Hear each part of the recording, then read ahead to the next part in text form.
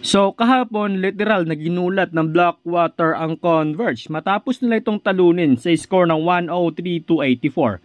Talagang tinambakan ng husto ng Blackwater. Etong mga bata ni Coach Alvin Ayo, pinangunahan ng import ng Blackwater na si Chris Ortiz sa kanyang 21 points, 11 rebounds, 6 assists at 3 steals. At 15 points ang naitala pa nito sa first half. Good stats na yon sa isang import. Ang import naman ng Converge ay nakapagtala ng double-double, 20 points, 18 rebounds. Maalat din ang rookie ng Blackwater na si Christian David na may 1 out of 6 mula sa field. Talagang malaki ang gagawing adjustment ng Converge dahil sa pagkawala ni na Maverick, Ahan, Missy at Teng. Samantala, tinalo rin ng Meralco Bolts ang team ni Coach Yeng Giao na rain or shine sa score ng 107-102. Pinangunahan ng import ng Meralco Bolts na si Sulaiman Braimo sa kanyang 34 points at 14 rebounds. Nag-ambag din ng 20 points si Chris Newsom at 14 points naman mula kay Maliksi. Dahil sa frustration ni Coach Yeng Giao ay uminit pa nga ang ulo nito at ginamitan pa ng kanyang magic word ang referee dahilan upang matawagan pa nga ito ng technical foul. Samantala, nilinaw mismo ng kampo ni Kai Sotto na walang offer si Kai Sotto mula sa NBA sa kupunan ng Los Angeles Lakers. Sa fact check na inilabas ng Rappler ay nilinaw nito na fake news ang kumalat na bali-balitang binigyan umano ng Los Angeles Lakers ng $2 million offer si Kai Sotto. Ayon sa Wasserman, na sa Hiroshima Dragonflies ngayon maglalaro si Kai Sotto sa Japan B-League. Ayon naman sa update ni Sir Homer Saison, ay sinabi nito na susubok ulit si Kai Sotto sa NBA sa susunod na taon. As of now, kailangan muna nilang palakasin ang katawan ni Kai Sotto. Ayon naman sa Wasserman, na ito mano ang tamang taon para kay Kai Sotto upang mag-develop ng kanyang skills. Target umano nila ngayon na dagdagan ng 15 pounds si Kai Sotto. Sa ngayon kasi ay hindi pa nakapaglaro si Kai Sotto sa Japan B-League dahil sa kanyang natamong lower back injury noong NBA Summer League. As of now, ay patuloy na nagpapakondisyon si Kai Sotto para sa kanyang mga laban sa Japan B-League.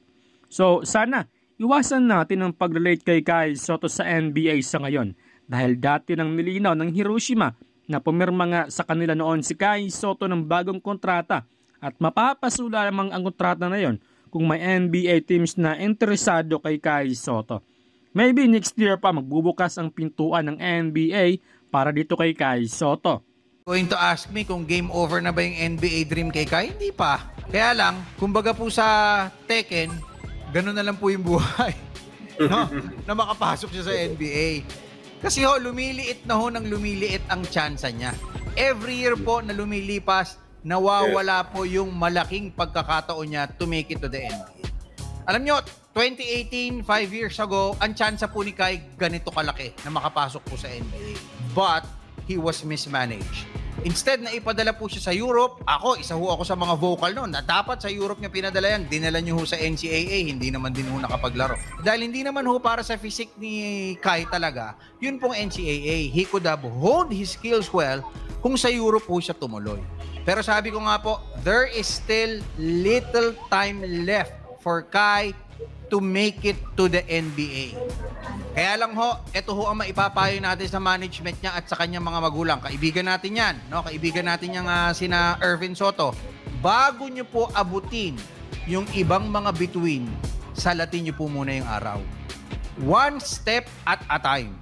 Masyado nyo kasing minamadali yung karir ng bata. Masyado nape-pressure yung bata to the point na hindi na po niya alam kung ano po ang identity niya, kung ano po ang laro niya, kung ano po ang ibibigay niya doon sa team na nag-i-scout sa kanya. Big man ka, 7'3" ka, Kai. You should dominate the game. Ang NBA, hindi yan labanan ng Mr. Congeniality. Hindi po pwedeng mabait ka dahil bababuyin, lalamunin ka, literal, ng buhay ng mga kalaban mo.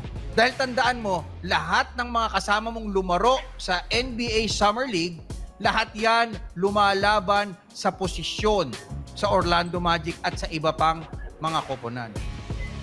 No? Dahil jackpot ka pagka nakuha ka ang laki ng sweldo dyan. Kaya lahat dyan magpapakamatay. Ngayon kung mabait ka, kung mahihiyain ka, Di ba? Kung hindi mo ibinubuhos, yung dapat ibigay mo na, wala akong mangyayari sa inyo. Di ba ganun ho ang labanan sa mundo ngayon, Kai? Bata ka pa, no? I'm sure. Bata ka pa. Kaya lang nabe-baby ka ng mga vlogger na binibigyan ng false expectation yung pong publiko na ang galing-galing ni Kai, ba't hindi ninyo pinapalaro? Kasi ang pinakikita po ng mga vlogger, yung mga putol-putol na highlight reel. Yung mga palpak mo, hindi nila ipinakikita.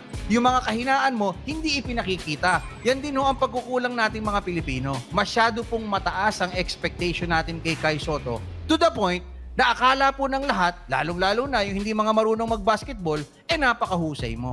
Sa totoo lang, Kai, may talent ka, may potential ka, andyan dyan. It's just that the skills, you have to develop that. Yan ang pinaka-importanting panlaban mo pag makikipagsagupaan ka na sa NBA at doon sa iba pang mga liga. Kung ang tatanungin ninyo, before the Summer League, dapat nag-focus na lang po ako sa Gilas, dinominate ko yung World Cup, naging most important player ako ng Gilas, and that way, saka ako titingin sa mas malalaking liga. Kasi may pinatunayan ka eh, may ipinakita ka eh. Dito sa Summer League, para kang saling pusa. Kung sa Gilas ka tumutok, no? Kung sa Gilas ka talaga naghasa ng husto at mabibigyan ka ng playing time, I'm sure yung playing time na hinahanap mo, nandiyan dyan sa Gilas. Kung yan ang pinrioritize mo ever since, mas malaki ang chance mo na mapansin ka ng buong mundo. And by the time na lumaro ka sa Gilas, hopefully, Kai, ikaw ang pinakamaging prominente at ikaw ang pinakamaging mukha ng Gilas. Hindi po si Brownlee, hindi si Jordan Clarkson, si Kai Sotto. Pag nangyari yon, Kai, I'm sure you're getting closer and nearer to your NBA dream. Sa totoo lang, Kai, ngayon ang pinakamalaking chance mo talaga na mapulot ka ng NBA eh. Kung alam nila na ready ka na. Alam mo kung bakit? May mga Wembanyama ngayon, ang tatangkad eh. Sino itatapat na ibang mga team? So walking mismatch agad yung San Antonio Spurs sa center position. Kung hahasain mo ng gusto yung sarili mo, patitibayin mo yung katawan mo, ikaw ang pag-aagawan ng ibang mga teams dahil undrafted ka, available ka anytime, at pwede kang ipantapat at pangdepensa at panggulo kay Wembanyama. If there is a big chance no, na makuha ka sa NBA ngayon yun, kasi may Wembanyama eh, hindi pa natin nakikita yung magiging epekto nito. No? Ang dami nga nagsasabi, magiging super dominant ito dahil konting talon lang, dakdak na eh. Sino po pwedeng humarang doon? Si Gobert? Hindi. Isang katulad mo na 7'3" Kai ang dapat itapat ng NBA teams. Dapat nga ngayon yung 29 other teams pinag-aagaw-agawang ka eh. Pero ang punto ng mga ba't di nyo pinalalaro? Ba't di nyo? Kasi nga may kulang pa. Yan ang mali. Alam nyo, sa totoo lang, ilang beses ko na sinabi to ha, yung mga naghihihiyaw ng mga Pilipino sa Orlando, nakakahiya. Kasi yung pinapwersa natin, nagmamakaawa tayo na paglaruin yung player natin. Sasabihin nyo, ang galing-galing kasi binasa nyo sa highlight reel ng mga vloggers. Ang hindi nyo nalalaman, hindi natin alam ang rason ng coaching staff kung bakit hindi nila ginagamit si Kai. Yun ho ang dapat nating i-pursue for Kai. Yung magkaroon siya ng value sa coaching staff, yung magkaroon ho siya ng halaga every minute of the game.